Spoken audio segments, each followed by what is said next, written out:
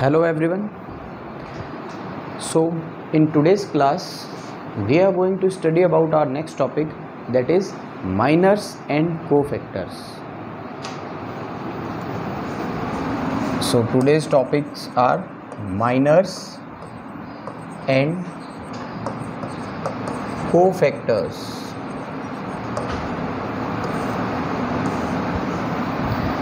Yesterday I taught you about find the area of a triangle by using determinants. सबको पता है, सबने अच्छे से किया होगा प्रैक्टिस, ठीक है. And the condition of collinearity as well as equation of a line passes through two given points. Now today's topic is minors and cofactor. What do you understand by minors? So look at here, what is a minor? Minor होता क्या है, ठीक है. सो minor की definition की मैं बात करता हूँ, उसको ध्यान से समझिएगा. Minor of an element of a determinant, एक डिटर्मिनेंट के एलिमेंट का minor is the determinant obtaining by deleting the column and row across the element is called the minor of that element. समझने की कोशिश कीजिएगा. Minor of an element aij of a determinant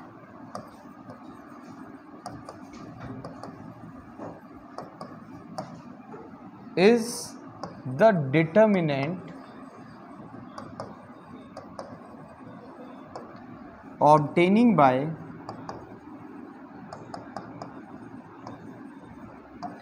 deleting the ith row, because element क्या लिया है मैंने, I J. So ith row and jth column corresponding to the element, corresponding to the element aij, and the minor represented by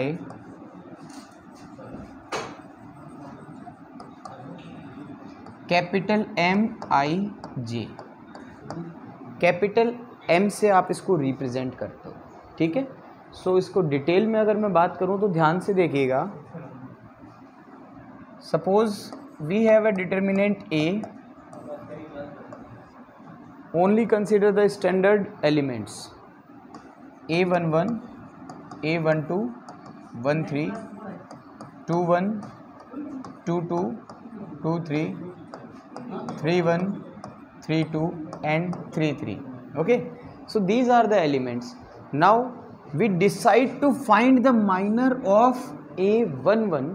अगर आपने a11 को decide किया minor find out करने का, so minor of a11 element minor, ध्यान से देखिएगा, represented by capital M11.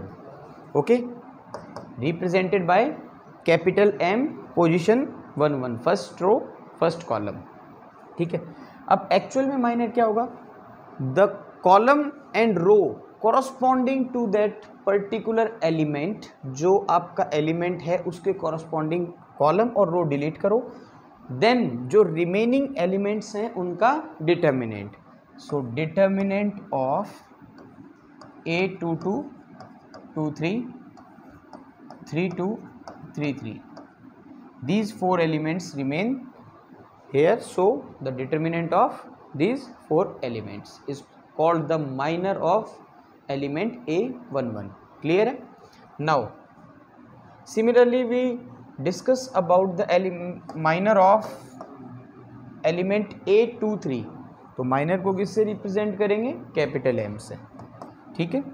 इसके कॉरस्पॉन्डिंग जो रो है कॉलम है डिलीट किया, रिमेनिंग 4 एलिमेंट्स उनका क्या करना है, डिटर्मिनेंट. सो A11, 12, A31, 32. क्लियर है. और इसको आप सॉल्व कर सकते हो डिटर्मिनेंट को 2 into 2 ऑर्डर, आपको पता है, downward product minus upward product. Similarly downward product minus upward product. Clear? सो माइनर किसको बोला जाता है, सबको क्लियर हो गया? उस एलिमेंट के कॉरस्पॉन्डिंग जो रो है और कॉलम है उसको डिलीट करो, रिमेनिंग जो आपके एलिमेंट्स हैं उनका डिटर्मिनेंट फाइंड आउट कर लो, वही आपका क्या होता है, minor. Okay, now what do you understand by cofactor? ये माइनर हो गया। अब कोफैक्टर की मैं बात कर रहा हूँ। Cofactor is completely related with cofactor of an element is completely related with its minor। Cofactor जो है वो कंप्लीटली माइनर बेस्ड है। माइनर अगर आपको पता है देन कोफैक्टर फाइंड करना बहुत इजी है। ध्यान से देखिएगा, if determinant A is A11, 12, 13, 21, 22, 23, 31, 32, 33, then cofactor की बात कर रहा हूँ। रिप्रेजेंट किससे किया जाता है वो भी बता देता हूँ आपको। Represented by capital A and the positions IJ। सो अगर बच्चों आपको यहाँ पे फाइंड आउट करना है कोफैक्टर 1 का, 1 2 का, 1 3 का, 2 3 का, किसी भी एलिमेंट का कोफैक्टर फाइंड आउट करना है तो बड़े केयरफुली ध्यान से सुनिएगा। You need to write only the minor of that element. यहाँ पे केवल और केवल आपको उसका माइनर लिखना है। सो ये लिखा मैंने माइनर 1 एलिमेंट का, 1 2 एलिमेंट का, 1 3 एलिमेंट का, और एक मैंने पोजीशन ले रखी है 2 3, सो M23 माइनर लिखा आपने। माइनर को साइन अलॉट कर दो। कैसे? -1 raise to the power position row and column की I प्लस जे, और यहाँ I प्लस जे की वैल्यू कितनी है? ये तो स्टैंडर्ड हो गया आपका। I प्लस जे की वैल्यू कितनी है आपकी? यहाँ पे 1 1, so 1 plus 1, 1 plus 1, -1 raise to the power 2, -1 की पावर इवन नंबर, रिजल्ट सबको पता है क्या होगा? +1। सो आपके पास डायरेक्टली आ जाएगा M11। ठीक है, और अगर जनरल फॉर्मूला चाहते हो तो AIJ is equal to -1 raise to the power I plus J MIJ, minor of that element with -1 raised to the power sum of its position is the cofactor of that element। okay, so M11 मिल गया। यहाँ पे -1 raised to the power 1 plus 2, -1 की power कितना हो गया? 3, 3 is an odd number, so result कितना आएगा? -1 into this, ये नेगेटिव हो जाएगा। समझ में आया कुछ?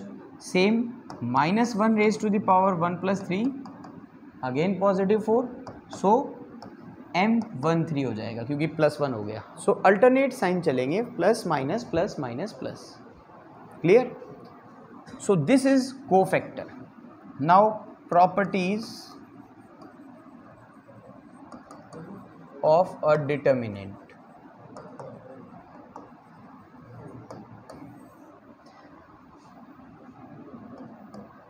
relates with cofactors. कोफैक्टर्स को लेके जो डिटर्मिनेंट की प्रॉपर्टीज़ हैं उनकी हम बात करते हैं। ठीक है, there are 2 types of property. Property number first, ध्यान से सुनिएगा। इफ़ वी मल्टीप्लाई, स्टेटमेंट में लिख नहीं रहा हूँ, सिर्फ आपको बोल के बता देता हूँ। If we multiply the elements of any row और अ कॉलम, या तो एक रो के एलिमेंट्स या फिर एक कॉलम के एलिमेंट्स को आप मल्टीप्लाई करते हो, मल्टीप्लाई विथ देयर कोफैक्टर्स, अपने कोफैक्टर्स के साथ मल्टीप्लाई करते हो, then the value of the multiplication of elements with their cofactors sum is equal to, किसके इक्वल होगा? द वैल्यू ऑफ डिटर्मिनेंट के। फिर से बोल रहा हूँ, ध्यान से सुनिएगा। The sum of multiplication of every element of a row with its cofactor is equal to the value of its determinant। उसका डिटर्मिनेंट जो होगा उसी के इक्वल होगा। तो जो मैंने प्रॉपर्टी बोली उसका स्टेटमेंट समझिएगा। अगर हमारा डिटर्मिनेंट होता है ये वाला, सो इस डिटर्मिनेंट के अकॉर्डिंग मैं R1 के अक्रॉस बात करता हूँ, अलॉन्ग R1 A11 एलिमेंट है, A12 एलिमेंट है एंड 13 एलिमेंट है। If we need to find the value of determinant, अगर आप डिटर्मिनेंट की वैल्यू फाइंड आउट करना चाहते हो, so product of these elements with their cofactors, cofactors को रिप्रेजेंट कर रहा हूँ कैपिटल ए से, and the sum of all three numbers, ये आपके पास में नंबर आएंगे और इन तीनों का सम जो करोगे is equal to the value of determinant. तो डिटर्मिनेंट की वैल्यू के इक्वल होगा। ठीक है, आप जो एक्चुअल में एक्सपेंशन करते हो डिटर्मिनेंट का वो भी यही होता है। इसको भी कंसीडर करते हैं, देखिएगा डिटर्मिनेंट की वैल्यू निकालते हैं। इसी को लेके हमने एक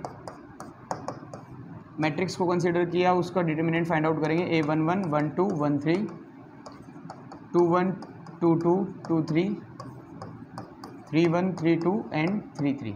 okay, expanding it along R1, यहाँ मेंशन कीजिएगा एक्सपेंडिंग इट अलोंग R1 के थ्रू अपन इसको एक्सपेंड करते हैं। सबसे पहले देखिएगा A11 लिखते हो यहाँ पे, ठीक है। थोड़ा सा मैं आपको इस साइड में लिख के दिखाता हूँ।